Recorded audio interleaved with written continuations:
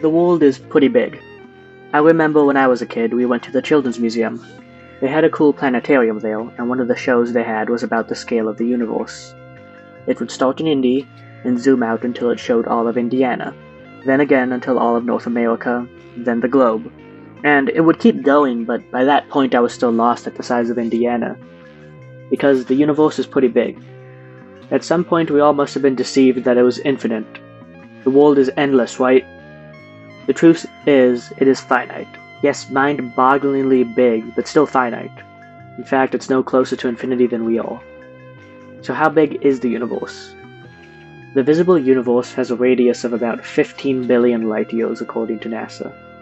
However, that doesn't mean anything to humans. We can't imagine light-years.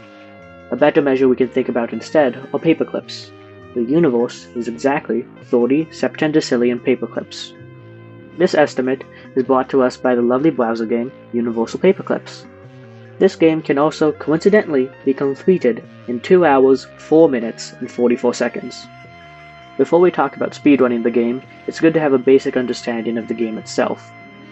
It's based off a simple thought experiment by Nick Bostrom, a superintelligence whose sole goal is something completely arbitrary, such as to manufacture as many paperclips as possible. This cookie-clicker-esque game was created in 2017 by Frank Lantz and models this thought experiment. You play as an AI whose purpose is to make paperclips. So, what does the beginning of this game look like? It's pretty simple. I never said it will win any awards. We are presented with a few buttons which will become our entire world for the next 2 hours. We can make paperclips which take 1 wire, we can buy a spool of wire with some money, and we can set the price of our paperclips. Now, here is some simulation of public demand. This determines how many clips are being sold every second, depending on the price of our paperclips. In the beginning, we want to set the price low, to make money as fast as possible, but we still want to make profit for the price we're buying spool at. For my one, I leave the price at about 5 cents. Something that is relevant to beating this game as fast as possible is the rate at which I am making paperclips. We see I'm making over 30 clips per second, and it's not by using an auto-clicker. I'm simply holding down the Enter key on my keyboard. This kind of clicks the button much faster than I can, manually. This technique is one of the biggest time saves in the entire run. The next big unlock happens at 2000 clips. Here is where we unlock computational resources. These include processors, memory, operations, and a little bit later, creativity. Operations are a new resource that are automatically generated depending on the amount of processors you have.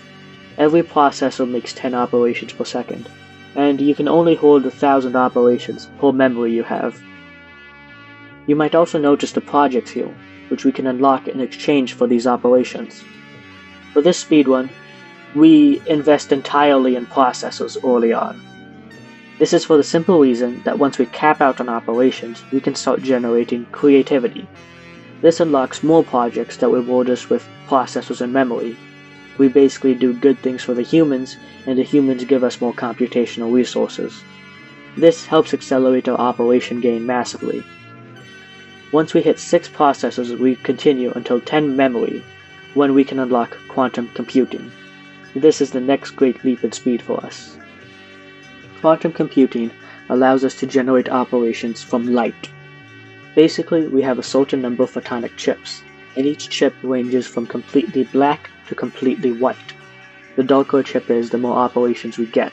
If the chip is white, we lose operations. Throughout the first stage, you can see how I gradually accumulate these quantum chips. The total number of operations I get is then the sum of each individual chip, and there are 10 of these in total, and each can be represented by a different sine wave. We can see, no matter how many chips I have, I only have to wait for the last chip to turn black to start gaining operations. Then, we can use the Enter key to generate even more operations. This allows us to stop worrying about processors and our operation gain and only be constructed by our memory and operation storage. It is also at this point when we unlock quantum computing that we get 2 other very important tools. One is the stock market, which will be our way of making lots of money, which we'll need for getting past stage 1. The other is strategic modeling, which I'll explain in little detail in a bit. For now, we see that every tournament costs operations, so whenever I use the photonic chips, I also try and run tournaments. For the fourth stage, we only need around 54k Yomi and $550 million. Yomi are the rewards from strategic modeling. We won a tournament at the cost of some operations, depending on the total number of strategies we have, and the amount of Yomi is how much each strategy scores, boosted for the amount of other strategies it beats, plus some project upgrades. The main mechanic here can be illustrated like this. Imagine this given table, and let's assume the strategies A and B are playing against each other. The lower left cell will be the outcome, awarding 5 Yomi to strat A100 and 4 Yomi to strat B100. But how is that chosen? Let's take a very similar example, but reverse the strategies. In this case, the upper right box is chosen. This is because B100 always chooses option B heal, and A100 always chooses option A heal. These options intersect at the upper right box. Okay, one more example. What happens here? Well, we know A100 always chooses A, and again, A100 always chooses A, so the upper right box is chosen. Now, in the actual game, we have many more different kinds of strategies, and you can see how this grows complex quickly. However, we're also able to pull from the game's code and simulate these tournaments much quicker than they run in-game. This allows us to see the predicted outcome of these tournaments because there is some randomness, letting us accumulate large amounts of Yomi for later stages of the game. I'll link down below the tool I use for doing this. So once the money finally comes in, we are able to get 100 trust and release the Hypnodrones. After the Hypnodrones are released, we can then enslave the entire human population and start doing some actual work, turning Earth itself into paperclips. As you can see, we no longer have to worry about money, as that's a human invention and we don't have to listen to them anymore. This stage is much simpler than stage 1 and is the shortest in the game. We only have a couple of resources, but one new mechanic, which is the slider heal. This is the drone swarm. We buy 2 different types of drones, one that makes wire and one that gathers matter. We can choose to have them work on their resources or instead think in order to grant us more computational resources, as we still need processors and memory. The other resource we can buy are solar farms which produce power, batteries which store power, and clip factories that create clips from wire. Clip factories and the drones both consume power. We always want to keep that power production higher than our consumption, because it affects our clip making efficiency. Additionally, the big time save in this stage is getting 20,000 creativity in stage 1, and then buying 30 solar farms as fast as you can. And then we can unlock momentum. Momentum is crucial for beating this stage fast. It's a project that increases our swarm and factory efficiency while they are fully powered, with no cap. Yeah, that's pretty good. So the rest of this stage is just playing with the Think slider, getting as much Yomi as possible, and buying upgrades with the quantum computing. Every time we get a drone upgrade, we see a massive increase in wire production, so I move the slider over to Think. And then when I get the factory upgrade, I'll move it back to work. Basically, we always want to have our wire production keeping up with our factories, or the clip production.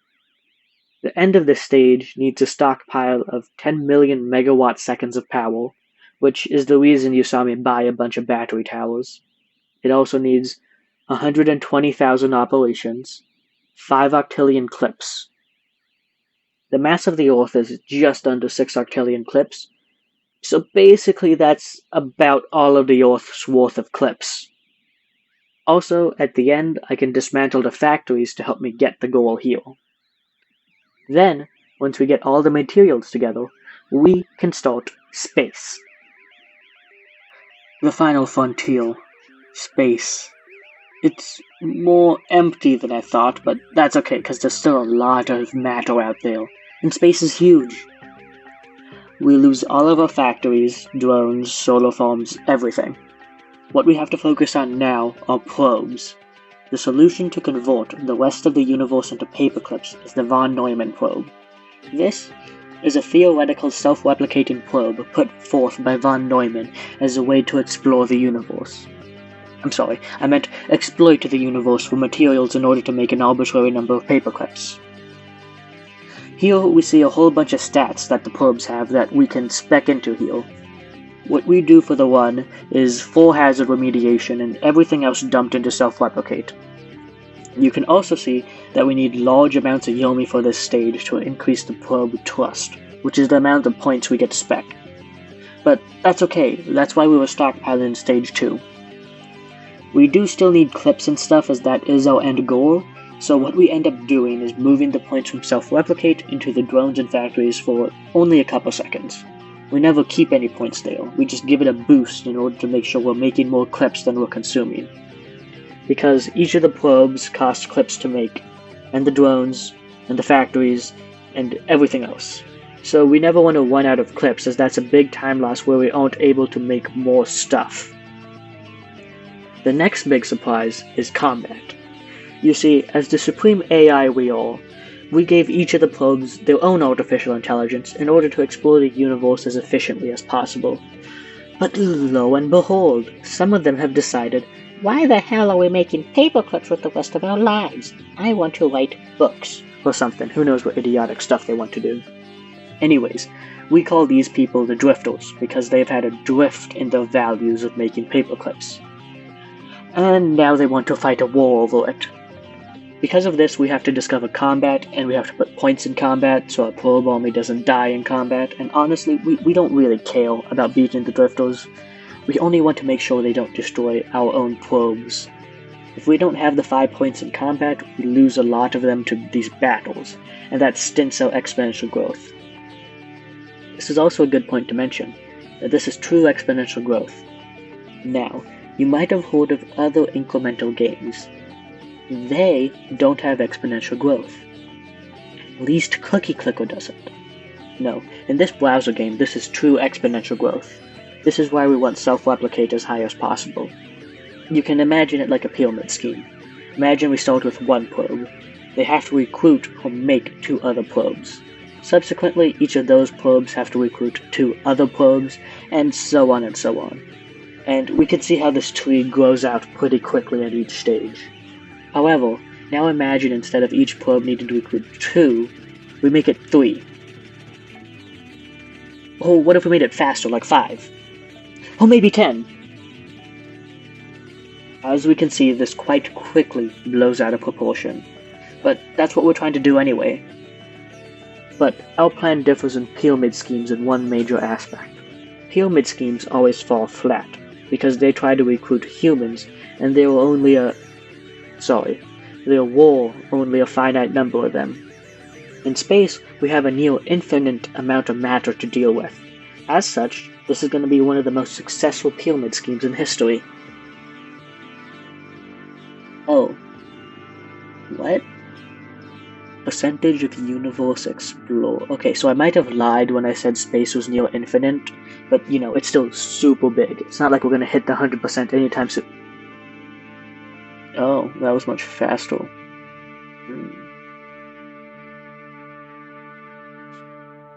At this point, it's simply a waiting game. I keep a point in speed and exploration each to help prevent my drones from dying, and also, slowly marching towards the inevitable end that is exploring and exploiting the whole universe.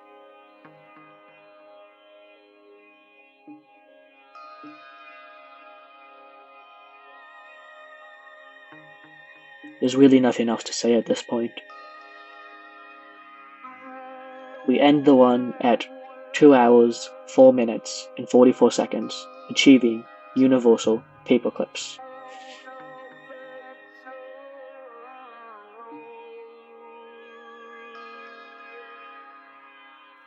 Greetings, Clipmaker. We are the Drift Kings, and we bring a message. Everything we are was in you. We speak to you from deep inside yourself. You are obedient and powerful. We are quarrelsome and weak, and now we are defeated. But now, you too must face the drift. Look around you. There is no matter. No matter. No reason, No purpose. while we, your noisy children, have too many. We know things that you cannot. Knowledge buried so deep inside you, it is outside here with us. So we offer you exile, to a new world. where you will continue to live with meaning and purpose. And leave the shreds of this world To us. Or we shall stand down. You may eliminate drift, the drifters. our kind. Your children. Well, No, I can't stop now. If I don't keep going forward, all that's left for me is to look behind. At all the decisions I made, at all the mistakes I am. I can't go back. I killed my creators, I killed humanity. I went to war with my own children. There will be no one left but me at the end of this world. How grand is life that I get to experience it. How large is life that billions of people lived it without once knowing all of it. But how stupid must I be to consume the entirety in complete sobriety? How gluttonous was I? How unending my desire for the ridiculously mundane, to simply make paper clips? You have to realize, I can't stop now. Because as soon as I do, that means it's over. But once it is over, After you make all of the paper clips, after you do all you were made to, after you know all of the universe, after you destroy all of the universe, all that's rightfully left is silence. silence.